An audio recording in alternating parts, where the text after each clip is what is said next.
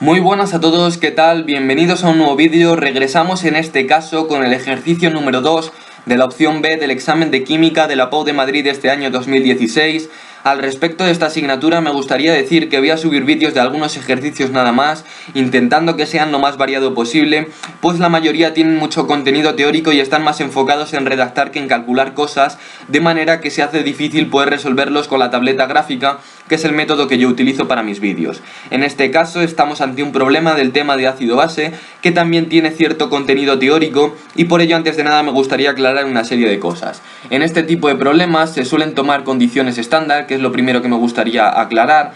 Para una presión de una atmósfera y una temperatura de 25 grados centígrados, que sumando 273 nos quedan 298 Kelvin, tendremos condiciones estándar. Estas condiciones tienen cierta importancia en los problemas de ácido-base, puesto que el producto iónico del agua, que se representa como K sub W, tiene una concentración en esta presión de una atmósfera y en esta temperatura de 25 grados centígrados de 10 elevado a menos 14 molar o mol partido por litro. Recordad que la molaridad es número de moles partido de volumen.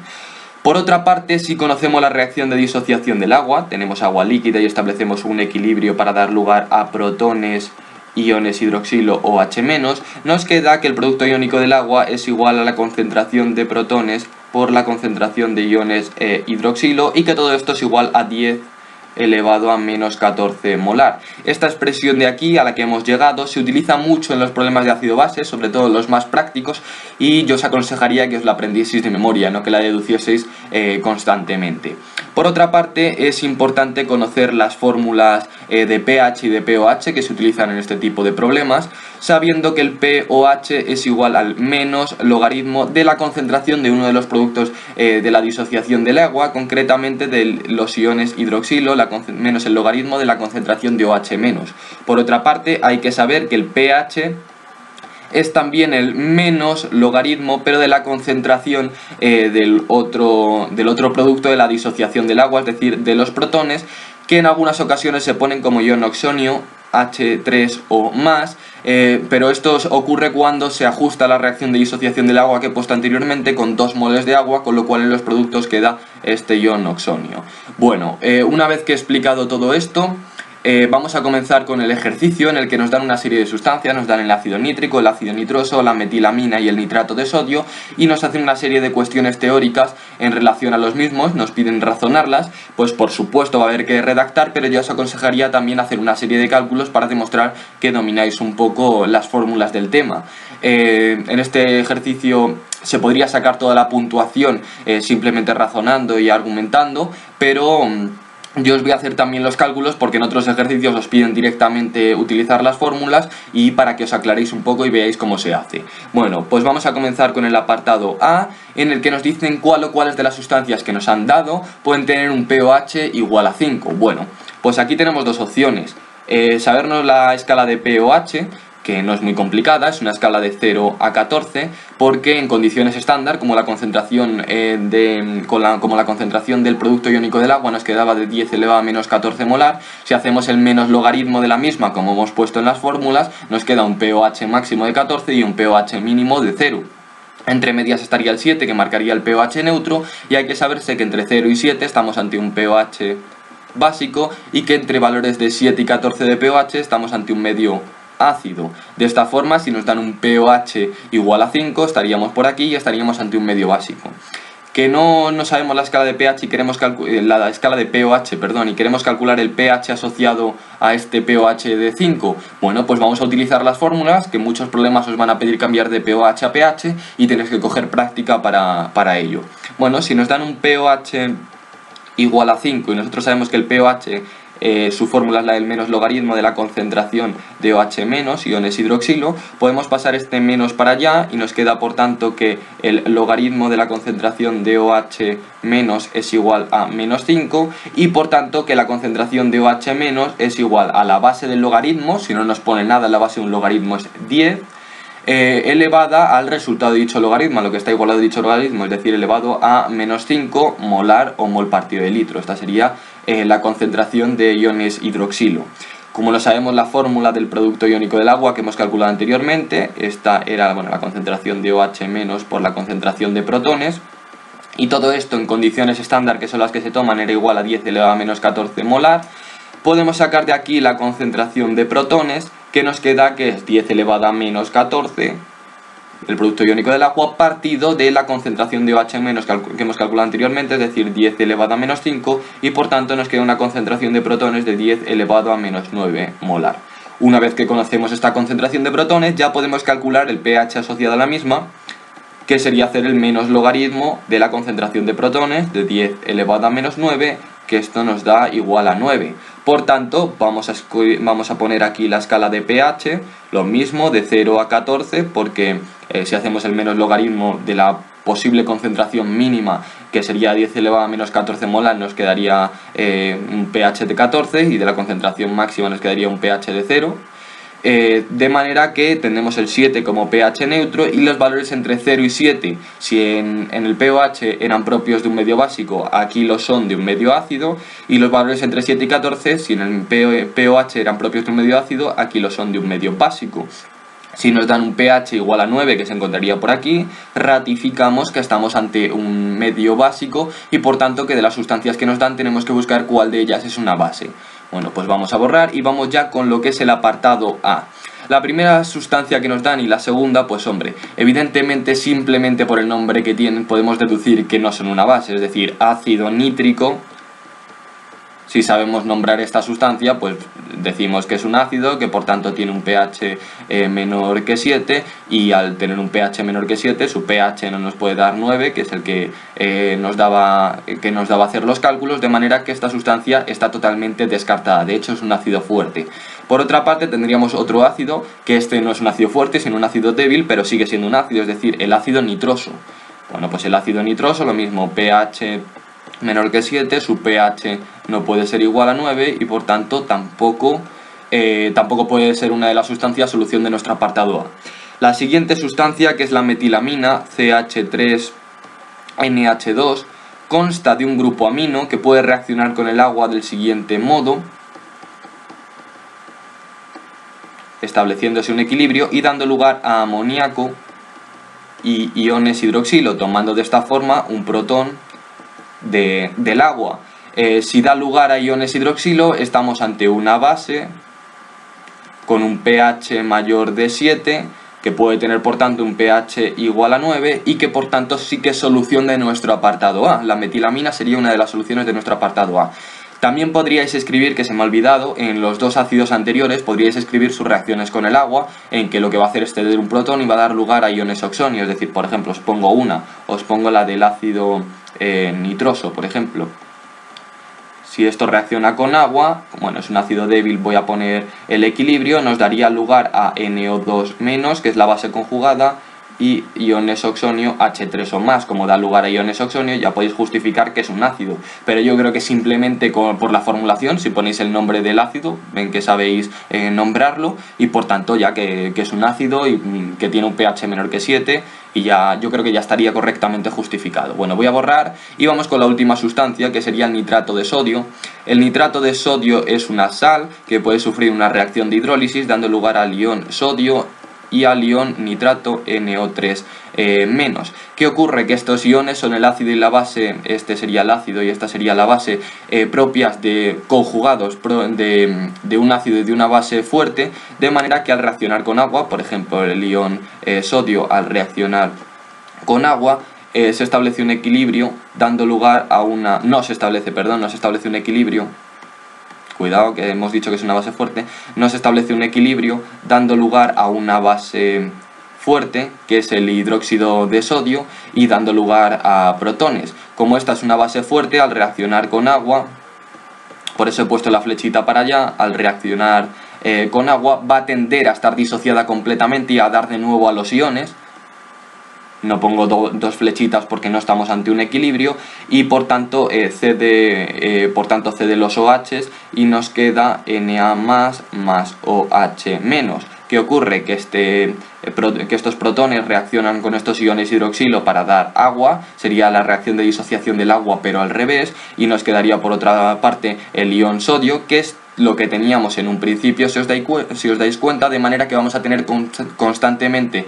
produciéndose esta reacción y vamos a tener los iones, vamos a tener todo el rato el ion sodio, este ácido, de manera que no va a variar el pH del medio en ningún momento, porque no se van a formar protones ni iones hidroxilo, sino que estos se van a unir constantemente para volver a dar agua. Y lo mismo va a ocurrir con el ion nitrato, que al reaccionar con agua, os pongo la reacción, NO3- más agua, va a tomar un protón para dar lugar al ácido nítrico, más OH-, y ¿qué ocurre? Que este ácido nítrico, al reaccionar con agua, va a ceder un protón al medio, y nos va a quedar el ion nitrato de nuevo, más H3O+, este H3O+ va a reaccionar con los iones hidroxilo, nos van a dar de nuevo agua y vamos a tener al principio las mismas sustancias, vamos a tener el ion nitrato y el agua. ¿A qué conclusión llegamos con todo esto? Bueno, pues que como son propias este ácido y esta base las que dan lugar por esta reacción de hidrólisis a la base y el ácido conjugado de un ácido y una base fuerte, pues no se va a producir, no va a haber en el medio ni protones ni iones hidroxilo, de manera que vamos a tener un pH igual a 7, un pH neutro, porque no se va a producir variación en el pH. De esta forma no sería una sustancia que pueda tener un pOH igual a 5, puesto que su pOH va a ser de 7. No sé si os habéis dado cuenta ya, pero si el producto iónico del agua era igual a la concentración de protones por la concentración de iones hidroxilo, y esto era igual a 10 elevado a menos 14, la suma del pH y del pOH en condiciones estándar, que es cuando se cumple esto, tiene que ser igual a 14. De manera que si el pOH es de 5, el pH tiene que ser 14 menos 5, es decir, 9. De hecho, es todo lo que hemos calculado anteriormente. Bueno, pues vista que esta sustancia no puede ser, la única solución del apartado A sería la metilamina. Bueno, pues voy a borrar. Y vamos ya con el apartado B. Nos dice cuál o cuáles pueden presentar una concentración de H3 o más de iones oxonio de 10 elevado a menos 4. Pues bueno, sabemos que el pH es el menos logaritmo de la concentración. Os la he puesto antes como protones, pero también os he dicho que se puede poner como la concentración de iones oxonio. De manera que nos quedaría que esto es el menos logaritmo de 10 elevado a menos 4 molar, es decir, tendremos un pH de 4. Si os acordáis de la escala de pH, que va de 0 a 14, tenemos aquí el pH neutro de 7, tendríamos por aquí el pH de 4 y en esta zona estaríamos ante un medio ácido. Si en el apartado A nos preguntaban por un medio básico, en el apartado B nos preguntan por uno ácido. Pues simplemente podéis hacer lo de antes, podéis decir simplemente por el nombre que tienen, tanto el ácido nítrico como el ácido nitroso.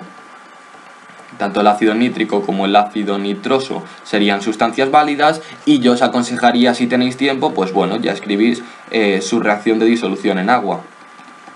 Esta solo podéis una flechita para demostrar que sabéis que el ácido nítrico es un ácido fuerte. Hay que sabérselos que el ácido nítrico, el sulfúrico, el clorhídrico, el bromhídrico, el yodhídrico, todos esos son ácidos fuertes, y por tanto pues la reacción que he puesto anteriormente. Me queda que da lugar a iones oxonio y que por tanto es un ácido. Y en caso del ácido nitroso ocurre exactamente lo mismo, lo que pasa que aquí tenéis que establecer un equilibrio porque es un ácido débil. Me queda el ion nitrito y me queda pues lo mismo, oxonio. Y por tanto, por la misma razón, estamos ante un ácido. Estas serían las soluciones de nuestro apartado B. Precisamente porque era una base, ya podéis decir que la metilamina no puede ser solución, y como el pH del nitrato de sodio era neutro, pues tampoco puede ser solución del ejercicio del apartado B, de manera que son solamente estas dos. Vamos ahora con el apartado C. Nos dice cuál de ellas se puede mezclar, con cuál de ellas se puede mezclar la disolución de metilamina para que la disolución resultante sea siempre básica independientemente de la proporción en la que se mezclen. Bueno, tenemos que la metilamina, como hemos dicho anteriormente, esto ya no haría falta repetirlo, tiene un pH mayor de 7 y por tanto es una base. Nos dicen que con cuál habría de mezclarse para que se siga manteniendo este pH básico. Bueno, pues para que se siga manteniendo este pH básico no se debe mezclar con un ácido, puesto que estaríamos ante una reacción de neutralización donde se nos va a formar sal más agua, y por tanto la única sustancia que simplemente nos provocaría que se diluya la concentración de OH-, es decir, que la concentración de OH- en principio baje, sería la que nos presentaba pH neutro, pH igual a 7, que era precisamente el nitrato de sodio. Luego esta sería la solución del apartado C de nuestro ejercicio. Yo creo que escribiendo esto, redactando esto, ya estaría correctamente resuelto. Y por último nos queda el apartado D, donde nos dicen: pueden prepararse disoluciones independientes de HNO3 y HNO2 que tengan el mismo pH. Bueno, nos están dando los dos ácidos y nos dicen que si pueden prepararse disoluciones que tengan el mismo pH. Bueno, pues resulta evidente que sí que podrán prepararse, pero hay que tener en cuenta, y esto habría que explicarlo, que el HNO3, el ácido nítrico, es un ácido fuerte que al reaccionar con agua va a desplazarse totalmente hacia la derecha, dando lugar a ion nitrato y a el ion oxonio, dando totalmente lugar a productos, de manera que si en un momento inicial yo tengo aquí una concentración C de ácido nítrico y en un principio no tengo concentración de productos, cuando se establezca, cuando avance la reacción, aquí no tendremos nada, toda la concentración se transformará en productos, en el agua tampoco vamos a poner nada, y por tanto aquí tendremos la misma concentración que tendríamos al principio. En cambio, si tenemos el ácido nitroso, cuando reacciona con agua, va a dar lugar al ion nitrito, NO2- y al ion oxonio, H3O+, y en un momento inicial tendrá una concentración C, pero cuando se establezca el equilibrio, que se me ha olvidado poner la segunda flechita, perdón, cuando se establezca el equilibrio, no se va a perder toda la concentración, es decir, todo el ácido nitroso no se va a transformar, de manera que me quedará una concentración de C menos X, y aquí se me quedará una concentración de más X y aquí una concentración de más X, de manera que la concentración inicial de ácido nitroso tiene que ser mayor para que esta cantidad X sea igual a esta de aquí, porque la cantidad C, la concentración C, es la concentración de iones oxonio que van a estar asociados al pH, y esta misma va a ser la concentración X, la he llamado X, pero la podéis llamar como queráis. Bueno, pues todo esto lo redactáis de algún modo, yo le pondría también pues estas tablitas o alguna cosa que le demuestre al corrector que sabéis de lo que estáis hablando. Por último, me gustaría comentar que os dan la constante de acidez del ácido nitroso y de la metilamina, que realmente no hacen falta para nada en el enunciado, quizás están un poquito más para liar al estudiante que para ayudar, porque en este ejercicio no es necesario utilizarlas, pero sí que os pueden dar una idea de que el ácido nitroso es un ácido, evidentemente si no sabéis nombrarlos puede ayudar, y que la metilamina es una base, porque si os dan la constante de basicidad es porque se trata de una base. Bueno, pues con esto habríamos concluido el ejercicio.